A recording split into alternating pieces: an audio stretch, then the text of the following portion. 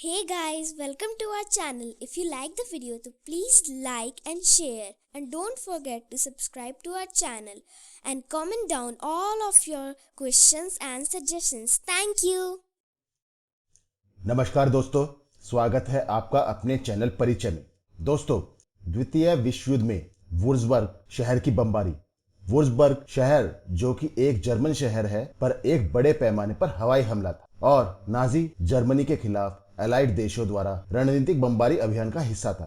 हालांकि वुर्जबर्ग शहर में आयुध उद्योगों यानी कि ऑर्डिनेंस फैक्ट्रीज नहीं थी, फिर भी उसके ऊपर हमला करने का कारण कुछ और ही था। इस शहर में एक बारोक महल था, साथ ही यह शहर कला और वास्तुकला में भी बहुत समृद्ध था।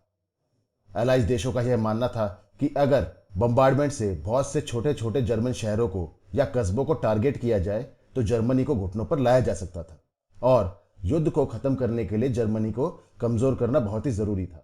बमबारी के लिए नए लक्ष्यों की आवश्यकता थी। जनवरी 1945 में बॉम्बर कमांड के एक खुफिया अधिकारी विंग कमांडर आर्थर फॉसेट ने शहरों और कस्बों की एक ऐसी ही सूची बनाई। कस्बों का चयन पहले इसलिए किया गया क्योंकि वे बॉम्बर प्लेन्स द्वारा खोजने और नष्ट करने में आसान थे। मुख्य चयन मानदंडों में से एक यह था कि कस्बों में स्ट्रक्चरल फीचर्स, आधी लकड़ी की इमारतों और शहर का बहुत ही कंजेस्टेड होना उन्हें आग के हमले के लिए उपयुक्त बनाती थी। 16 मार्च 1945 की रात को लगभग 9:30 बजे हमला शुरू हुआ। यह हमला विश्व युद्ध समाप्त होने के 2 महीने से भी कम समय पहले, जब जर्मनी की हार स्पष्ट रूप से दिखाई दे रही थी, तब हुआ। उस शाम को लगभग 9:30 बजे 236 विमानों ने प्राचीन वुर्जबर्ग के ऊपर आकाश को भर दिया। रॉयल एयरफोर्स के बॉम्बर्स ने आग लगाने वाले बम गिराए, जिससे शहर के अधिकांश हिस्से में आग लग गई। अनुमानित 5000 लोग मारे गए और ऐतिहासिक शहर को लगभग पूरी तरीके से मिटा दिया गया। लगभग 90% इमारतें 20 मिनट से भी कम समय तक चले इस हमले में नष्ट हो गई। बमबारी 9:25 से 9:42 तक 3 वेव्स में आगे बढ़ी। आधिकारिक आंकड़ों के अनुसार 3,60,000 से 3,80,000 आग लगाने वाले बम 3 वेव्स में गिराए गए थे, जिसमें 500 किलो वजन के 180 से 200 बीच उच्च विस्फोटक बॉम्ब थे। वुर्जबर्ग मध्य रात्रि तक 1000 से 2000 डिग्री सेल्सियस गर्मी और आग का एक गोला बन गया था। गर्मी और आग की तीव्रता ने वह सब नष्ट कर दिया जो बम नहीं कर सके। सबसे पहले पुराने शहर की छतों और खिड़कियों को 256 भारी बमों और एयर माइंस से नष्ट कर दिया गया। इसने 3 लाख आग लगाने वाले बॉम्ब के लिए रास्ता तैयार किया, जिनका कुल वजन लगभग 582 टन था। बहुत ही कम समय के भीतर आग के अलग अलग हिस्से उभरे और यह 1500 से 2000 डिग्री सेल्सियस के तापमान के साथ एक क्षेत्रव्यापी फायर स्टॉर्म में बदल गया। आबादी को चेतावनी बहुत देर से मिली थी और जैसा कि मैंने पहले बताया कि यह शहर बहुत ही प्राचीन था, तो फोर्टिफाइड बंकर्स भी उपलब्ध नहीं थे। अधिकांश लोगों के लिए सबसे अच्छा विकल्प अस्थायी रूप से तैयार बेसमेंट शेल्टर था। आग के तूफान में फंसने या दम घुटने से बचने के लिए कई लोग अपनी जान बचाकर भागे और शहर के किनारे तक पहुंचने की कोशिश करने लगे। लोग चीखते चिल्लाते और मदद के लिए प्रार्थना करते हुए अपने अत्यधिक गर्म तहखानों से मुख्य नदी की ओर भागे। दमकल विभाग ने भी एक निराशाजनक लड़ाई का सामना करा और पानी से इस आग को बुझाने की कोशिश तो की, पर वह भी सिर्फ कोशिश ही थी। वुर्जबर्ग पहुंचने पर एक लैंकेस्टर विमान को जर्मन नाइट फाइटर द्वारा मार गिराया गया था और हमले के दौरान और बाद में 5 और रॉयल एयरफोर्स के लैंकेस्टर विमान नष्ट हो गए थे। उस समय मृतकों की संख्या लगभग 5000 थी।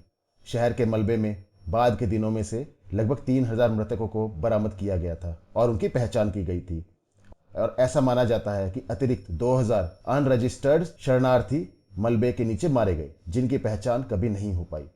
हताहतों में 3700 से अधिक महिलाएं और बच्चे थे, जिनमें से अधिकांश दर्दनाक रूप से जलकर मर गए थे। रहने के लिए जगह का लगभग सारा हिस्सा नष्ट हो गया था।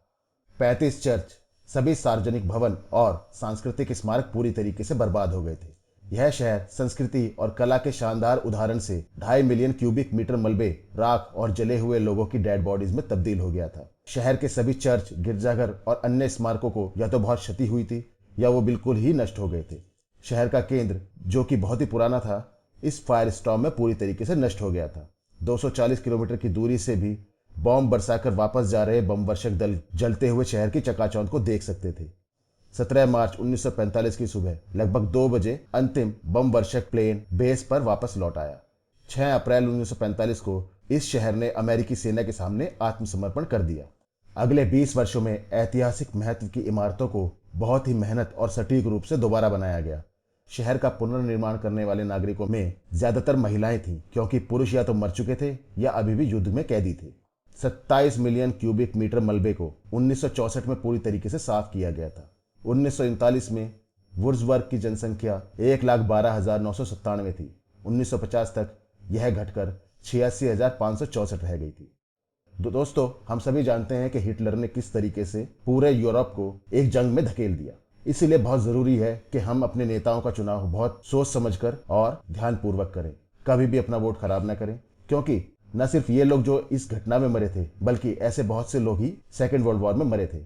और इन लोगों की सबसे बड़ी गलती सिर्फ इतनी ही थी कि उन्होंने हिटलर को अपने लीडर के रूप में चुना था और उसका सपोर्ट किया था। तो दोस्तों, यह थी एक छोटी सी घटना जिसमें कि बहुत से लोग मारे गए थे। ऐसी बहुत सारी घटनाएं वर्ल्ड वॉर 2 के दौरान हुई थी। हम उनको भी आगे कवर करते रहेंगे। उम्मीद करता हूं कि आपको यह वीडियो पसंद आया होगा। अगर आपको मेरा कंटेंट पसंद आ रहा है तो प्लीज़ लाइक, शेयर और सब्सक्राइब करना ना भूलें। कल फिर कोई एक नया वीडियो लेकर मैं आप सबसे मिलता हूं। तब तक के लिए धन्यवाद। Thank you very much.